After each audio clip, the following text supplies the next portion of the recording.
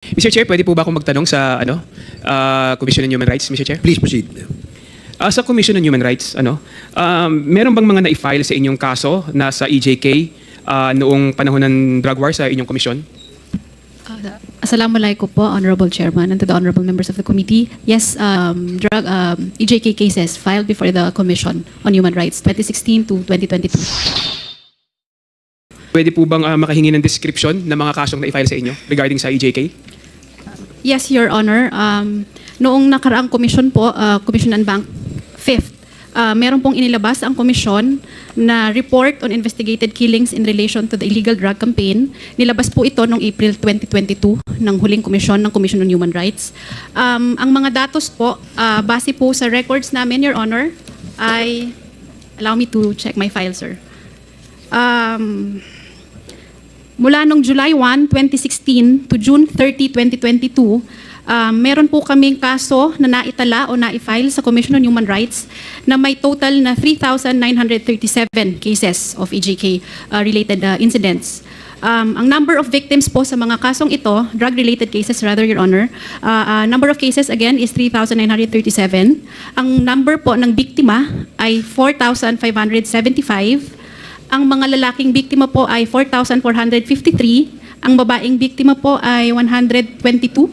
May mga kabataan din po, 29, no? Minor de edad.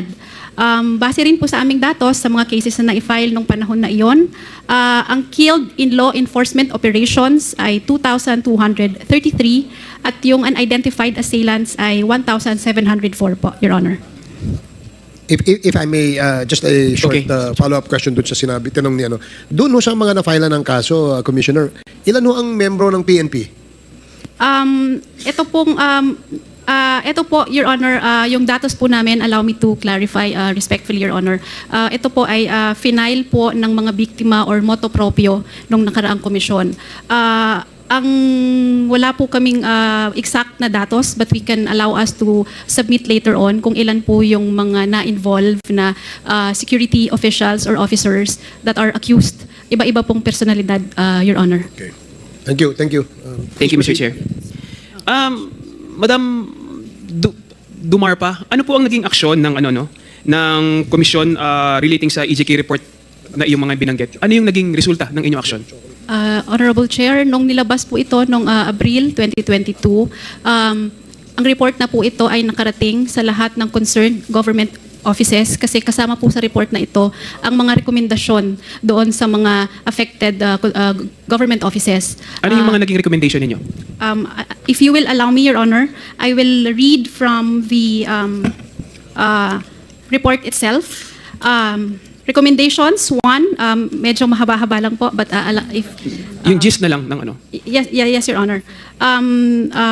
We have recommendations to the Office of the President. Meron din pong naging recommendation ang komisyon to the Philippine National Police. Meron din pong naging rekomendasyon patungkol sa DILG or Department of Interior and Local Government. Nagkaroon din po ng rekomendasyon patungkol sa Department of Justice. Ano yung naging rekomendasyon ninyo? In gist lang, ano yung naging rekomendasyon ninyo? In general, Your Honor, the recommendation was, if I may read from the executive summary of the report in 2022. Overall, the CHR finds that the government has failed in its obligation to respect and protect the human rights of every citizen, in particular victims of drug-related killings. It has encouraged a culture of impunity that shields perpetrators from being held to account. It must be emphasized that the CHR supports campaigns to combat the effects and proliferation of dangerous drugs. But it reminds the state that such measures must be coupled with a strong drive to promote due process, equal protection, full accountability, and the rule of law, thus fulfilling its fundamental duty to uphold the rights and dignity of all, Your Honor. Thank you, Mr. Chair. Now, Mr. Chair, pwede po bang lumipat ako kay Colonel Marcos, Mr. Chair? Please proceed. Colonel Marcos, kailan po kayo naging pulis? Mr. Chair, May 2, 1990. Oh no, I was a cadet May 2, 1994, but I became a police inspector in April 1996. Ano po ang rank nyo ngayon? I'm a full colonel, sir. Police colonel. Noong naging pulis po kayo, saan kayo unang na-assign? My first assignment was the Presidential Security Group, sir, in Malacanang, on the time of President Ramos. Paano kayo napadpad bilang head ng CIDG? I was assigned in CIDG or reassigned in CIDG on 2016, July. Kayo po ay nailipat lamang sa CIDG Region 8 noong July 2016 sa utos ni Chief PNP Bato de la Rosa, tama po ba? Not presumptively, sir, because he was the Chief PNP, but the orders was issued by DPRM. At kayo po ay na-assign doon bilang isang malaking grupo mula sa inyong dating assignment, tama po ba? No, siguro, Mr. Chair, because I cannot categorize yung malaking grupo po. Pero alam niyo ba kung ba't kayo na-assign sa CIDG 8? Ang nangyari po noon, I was assigned in Leyte PRO 8, Police Regional Office 8, in Leyte PPO. Then on July 2016, nangingi po ako ng tulong sa provincial director ko. Sabi ko, sir, para naman ako maka-experience ng ibang assignment. At the same time, nag-signify ako na ma-assign ng CIDG. Kaya po ako na-issue ng order papuntang CIDG headquarters. Sino nagrekomenda sa inyo para maging pinuno ng CIDG 8? Meron po ba nagrekomenda sa inyo? Wala naman po, sir, pero during that time, marami pong vacant position yung regional chief ng CIDG because some of my upper class already moved for higher position. Kaya nung nabakante po yung regional chief ng 8, nasakto po, sir, na na-assign ako doon, ako po ang na-designate. Nung dumating din po ako ng Region 8, wala na pong regional chief doon na nag-turnover pa or nandun pa siya para palitan ko. Bilang CIDG 8 po, ano po ang inyong katungkulan? Bali, ako po yung regional chief ng CIDG 8 po. Ano po yun yung trabaho? My work was to supervise the provincial offices ng Regional Field Unit 8. Mayroon po akong field unit sa all parts of the provinces of Samar to include Leyte, sir. Leyte and Southern Leyte, including Tacloban City. Okay. Nung naupo po kayong CIDG chief, kayo po ay na-dismiss ilang buwan lamang pagkatapos ninyo malipat sa CIDG 8 matapos ang involvement ninyo sa pagpatay kay Alberta Leyte Mayor Rolando Espinosa at drug suspect na si Rey Ulyap. Tama po ba? Yes, sir. It was part of the procedure of the PNP. If you are under investigation, you will be put in the holding center to pave way to the investigation. At kanina sinabi niyo po na nagsiserve kayo ng warrant, no, kay Mayor Espinosa dahil sa di umano'y violation niya sa Comprehensive Firearms and Ammunition Regulation Act. Tama po ba ito? Tama po, sir. Paano nagkaroon si Mayor Espinosa ng violation sa batas na ito habang nakakulong siya sa loob ng kulungan? The Espinosa Group, sir, was monitored as their illegal trade since my knowledge in 2015 pa po. Kasama po sila sa drug list ng PRO 8. Nung nasa personnel pa po ako naka-assign. Hindi pa po ako na-assign ng CIDG.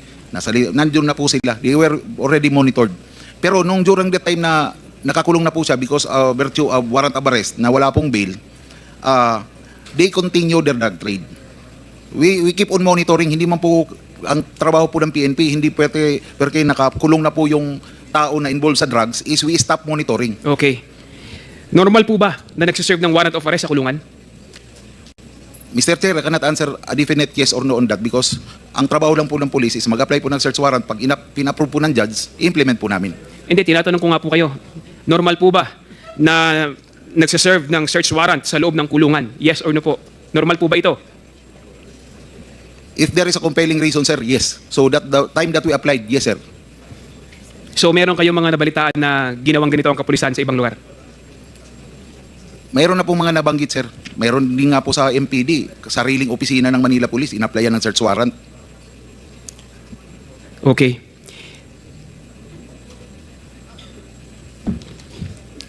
Alam niyo po ba kung anong batas o regulasyon na nagsasabi na kailangan mag-issue ng search warrant sa kulungan? Meron bang batas na ito? Wala po ako nalalaman, sir. Wala kayo nalalaman. Opo, sir. Familiar po ba kayo sa mga search warrants? Yes po. We have applied several search warrants already, sir.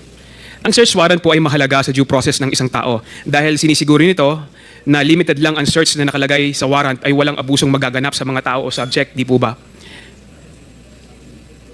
Tama po, sir. naniniwala po ba kayo na kailangan ng search warrant para sa isang nasa loob ng kulungan na kahit wala naman talaga silang tinatawag na expectation of privacy? If there is a compelling reason as we justified to the judge so that the search warrant will be approved, yun po ang ginawa namin, sir. Hindi po ba meron namang regular inspection na ginagawa sa loob ng kulungan as a matter of procedure para i-check ang mga gamit na nakakulong kung may mga illegal na bagay silang ginagawa sa loob ng kulungan? Normal po yun sa isang jail facility. Trabaho po nila yun, sir. So bakit kayo kailangan na mag-serve ng search warrant kung meron naman pala ganun? Because we have a reason to believe that already the jail guards, some of the jail guards were already involved. So meron mga reports sa inyo na yung jail guards ay involved sa illegal na gawain? Yes, sir. I have no further questions, Mr. Chair.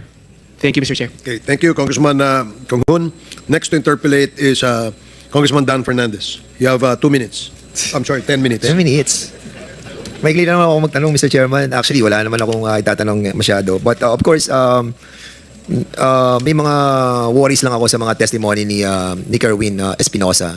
Considering that he testified in the Senate and now he's testifying in the House of Representatives. And then basically, Kerwin, you are testifying now under oath that yung mga sinabi mo sa Senado, some of those were not true because you were under duress. Am I correct? Yes po, Mr. Chair. And including on those testimonies, if I'm not mistaken, a while ago, I was able to find out kay Colonel Marcos that in the Senate, you mentioned 3 million and here you mentioned 4 million.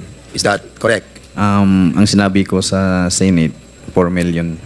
Hindi 3 million. Hindi. So, Hindi po, Mr. Colonel Chair. Marcos is lying.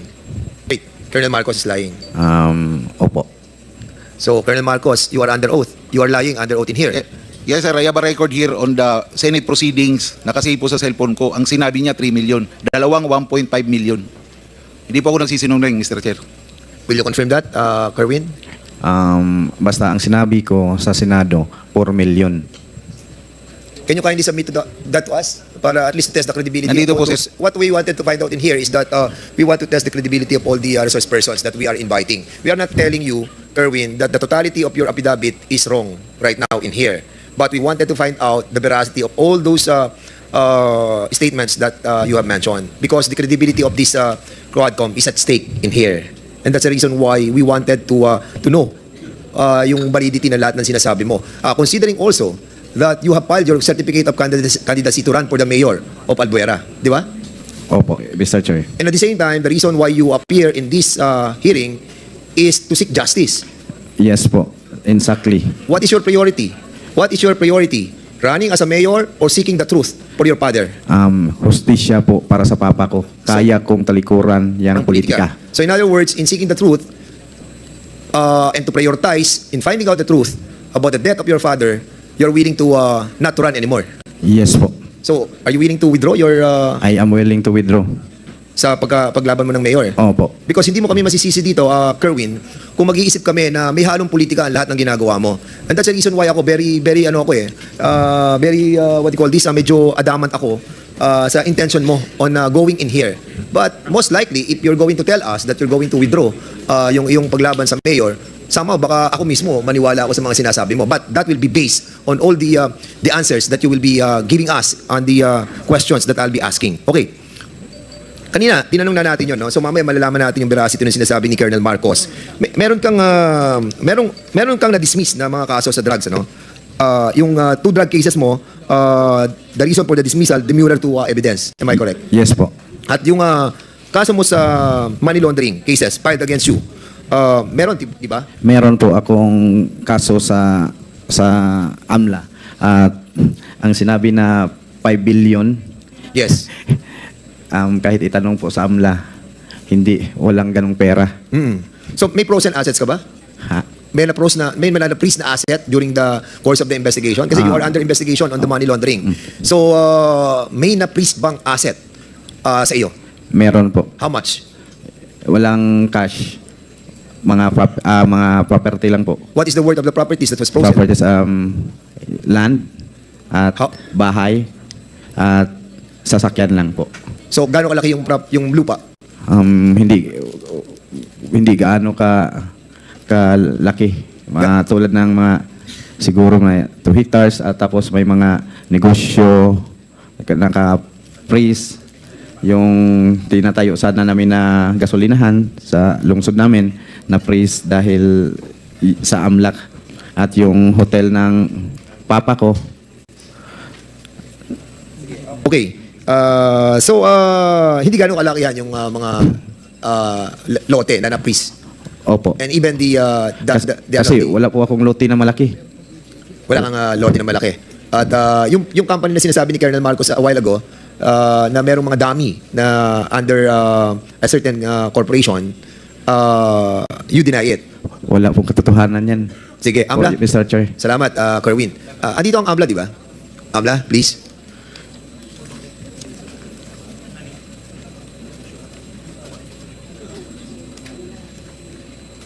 Okay, Amla. So, there is a pending case dun sa sa money laundering. That's correct, sir. Both civil and criminal cases So, against Kerwin Espinosa. So, dun sa sinabi ni Kerwin Espinosa, will you concur to the statement that he delivered? That is correct, sir. There was a freeze order issued against Mr. Espinosa, and there were also criminal cases filed against him. Kaano kalaki yung mga properties, assets, and everything? May I be allowed to verify first, Your Honor, to check my records?